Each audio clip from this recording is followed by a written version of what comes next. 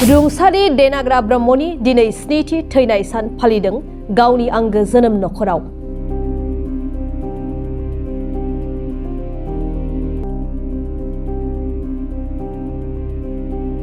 थांनाय 2018 मायथाइनि डिसेम्बर दाननि 23 खालार खालि गबरदनायाव पुलिस थानानि असि महरै बिबान मावबाय थानाय समावनो गावनि डिउटी समावनो गंसे ट्रेक्टर गारिजों सौग्रावनानै जायगायावनो जिउ गोमानांनाय देनाग्रा ब्रह्मनि स्निथि थैनाय सान फालिदों।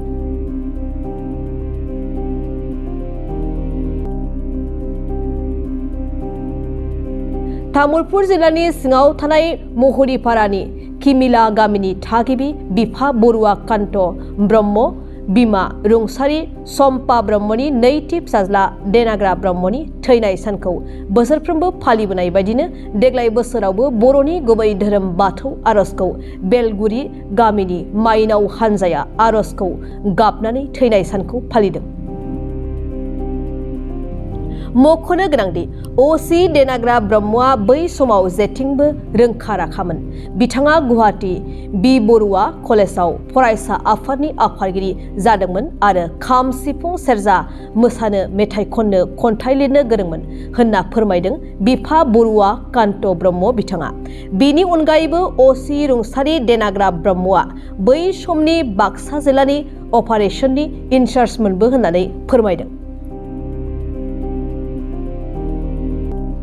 बेनि उनाव बिथाङा बाक्सा जिल्लानि सिङाव थानाय गबरदना पुलिस थानानि असि बिबानखौ लानानै रायजो राजानि थाखाय खामानि मावबाय थानाय समावनो बिथाङा सरखारि गारिखौ लानानै बरपेटासिम सिखाव हमनो ओंखारलाङोमोन।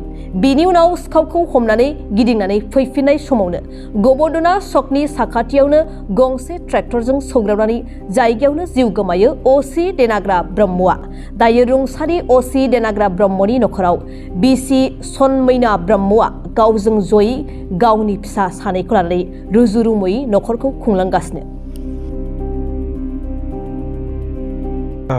आंनि फिसाला नैथि फिसाज्ला देनाग्रा ब्रह्म 23 डिसेम्बराव 2018 नि 23 डिसेम्बराव गबरदनाव उसि जानानै दङमोन।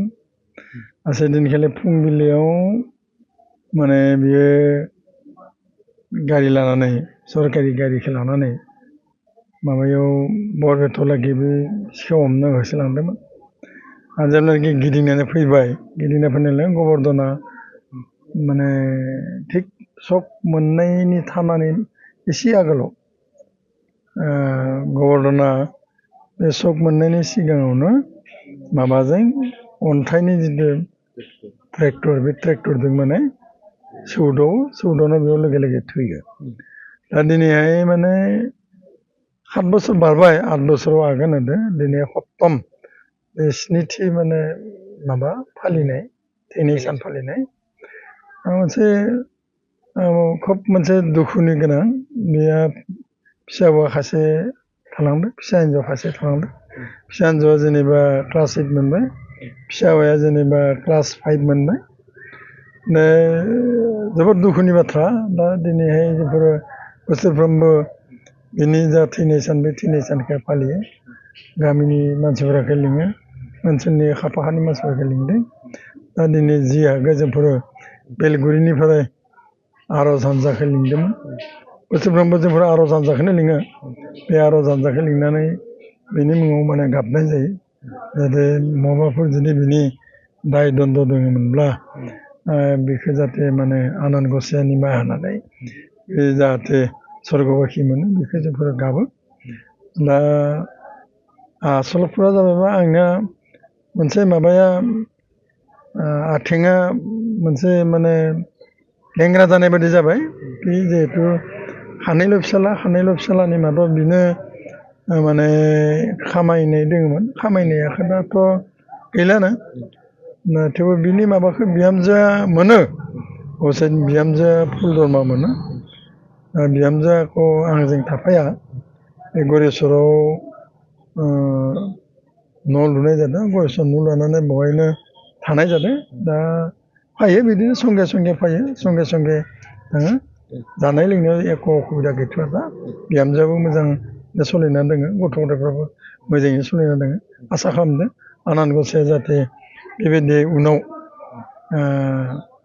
गथ'फोरखौ फिसाफोरखौ जाहाथे फिसौलाफोरखौ मोजाङैनो लाना थाङो बेखौ आं गसाइनि सायाव सिबिदों बेथ' माने बहुमुखि प्रतिभाखालिमोन बे बहुमुखि प्रतिभाखालि बे खन्थाइ लिरनो गोरोंमोन खन्थाइ लिरना बियो माने कलेजाव फरायबाय थानाय समावनो बे खन्थाइ लिरनानै जोंनि उत्तर रत्ना हाइ स्कुलाव खनालि जयन्तीयाव माने मा होनना बुङो बिजाबखौ फोसावदों बे सिफुं दामनो गोरोंमोन बेयाव खाम दामनो गोरोंमोन धल दामनो गोरोंमोन मोसानो गोरोंमोन मुसुरनो गोरोंमोन बिहु मोसानो गोरोंमोन बे एनसिसि बे केडेटनि मानसिमोन बेयो माने खारनाय बारनाय गेलेनाय सबावनो एक्सपार्टमोन बेयो माने दै सानस्रिनो हागौमोन नाव दिङा जावनो गोरोंमोन माने बुंनाय जादों बे प्रतिभामुखि बहुमुखि प्रतिभाखालि बेक्तिमोन आरोखि बे थानाय समाव बिनि ओनसोलनि गासैबो मोनथिगौ आरो गासैबो बेखौ अनसायना लादोंमोन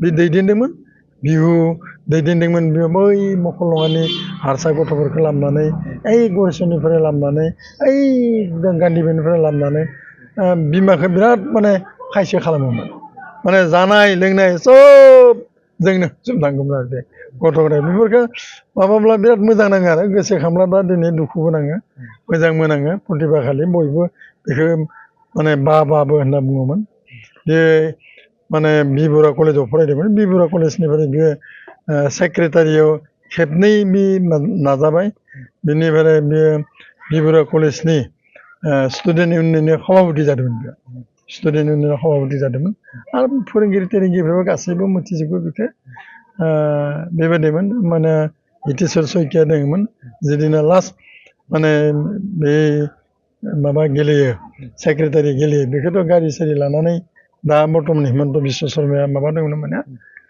मिनिस्टार दङमोन माबानि हिमन्त बिश्वनि सिङाव बेखौ गारि हगार हरलायदोंमोन बेखौ लानानै थांगौमोन आरो बे जुदि सेक्रेटारि जानोब्ला बेखौ लानानै थांगौमोन ओरैबायदि उनाव बेनिफ्राय बे जिहेतु एनसिसि केडेट मोनो सि सार्टिफिकेट मोननाय उनाव आरो परिखाबो होबाय परिखा होनाय लोगो लोगोनो आरो बियो साब इन्सपेक्टराव मोनबाय साख्रिखौ मोननानै बे उसि जाबाय उसि जानानै आरो बेबायदिनो माबानि मा होनना बुङो बै माने बाक्सा डिस्ट्रिक्टनि बियो इनचार्ज जादोंमोन माबानि मा होनना बुङो बे समाव NDFB BLT ओरैबायदि मोनसे माबा दङमोन ना बेफोरखौ एकदम माने उग्रपन्थीखौ माने माबा खालामनो हानाय एनि जिखुनु बाक्सा डिस्ट्रिक्टनि बे इनचार्ज जादोंमोन जेराव मेराव थांना बे अपारेसन खालामनो हायोमोन आरोखि जोंनि खुनु माने माबानि एसपिनि थानानि जेबो माने बेनो माने पारमिसन नाङामोन बे जेराव माने माबा गेलेनो थांनानै बे माबा खालामनो हायोमोन मा होनना बुंनाय जादों अपारेसन खालामनो हायोमोन आरो बेबायदिनो जेब्लानाखि माबा फैयो कार्बि आंलं खाथियाव